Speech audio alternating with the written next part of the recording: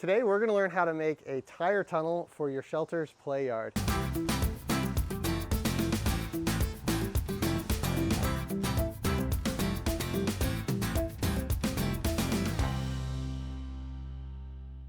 This is a very simple project that doesn't require a lot of tools, but it can really spruce up a basic play yard.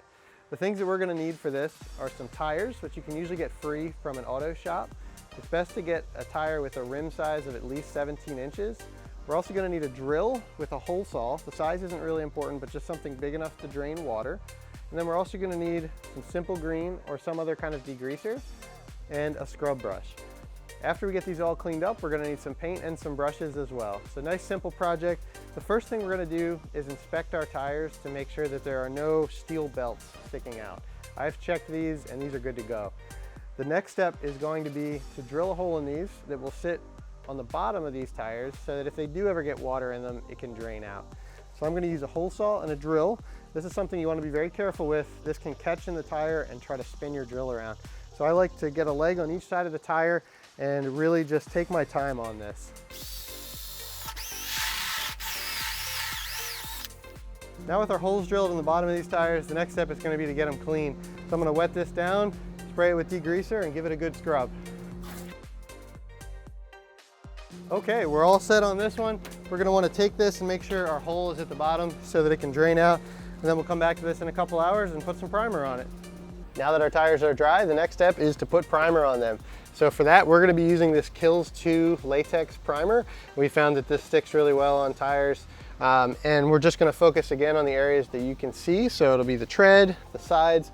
We don't really need to worry about the inside. And then we're just going to get pretty close to the ground, but we don't have to get all the way there because it will be buried.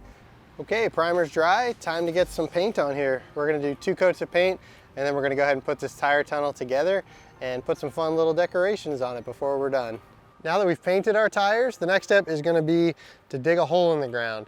So here I've cleared away all of the gravel in a space large enough for these tires. So in order to know how much we have to dig, you have to measure all the tires together and get a total length. And then you're going to measure along the bottom of the tires, right at the bottom of the wheel opening, to get an approximate width. And so the shape of this hole is going to be dished. So the tires will just sit right down in there.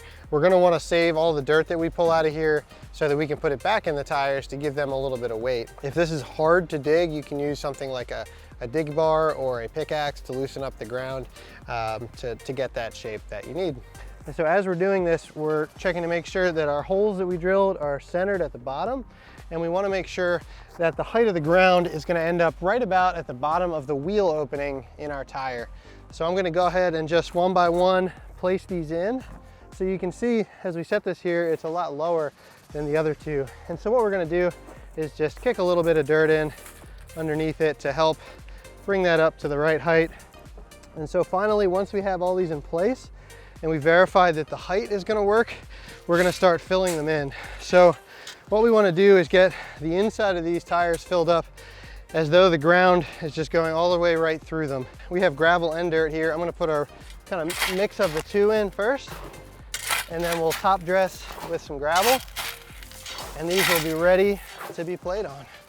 Our tires are now ready for use. You can see these are set in the ground, leveled out, they're nice and sturdy.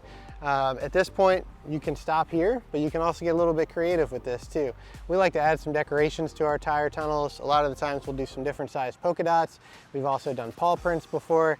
Really, the sky's the limit here on creativity. So we thought we'd show you some of our tips and tricks for doing this easily.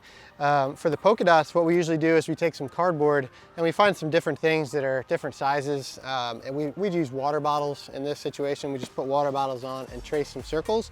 And all we do is we take a sharp utility knife and just cut out that circle. And so the idea here being that this is going to be a stencil to draw our circle with. So I'm just going to cut out a square here, and this will be my stencil. So we can either take a Sharpie, draw a circle on there. You can use a small paintbrush, like an artist brush, and come on there and draw a circle. Or the other thing that we found works really well is a stencil brush. These are hard to find. Lowe's usually sells them in their paint section, but what you can do is actually put the dot stencil on there and just go around the inside. and that will define a circle for you. It doesn't usually cover super well with the paint, but it's a good start, and then you can come back with the artist brush and fill in that circle after you've made it. You can see here this first coat really doesn't cover very well, which is fine. We're just trying to get the circle defined, and then we're going to come back and add probably 3 coats on this. It can be difficult to get the paint to cover completely. But that's the basic process. So we're going to go and put some polka dots on both sides, and then these will be looking great.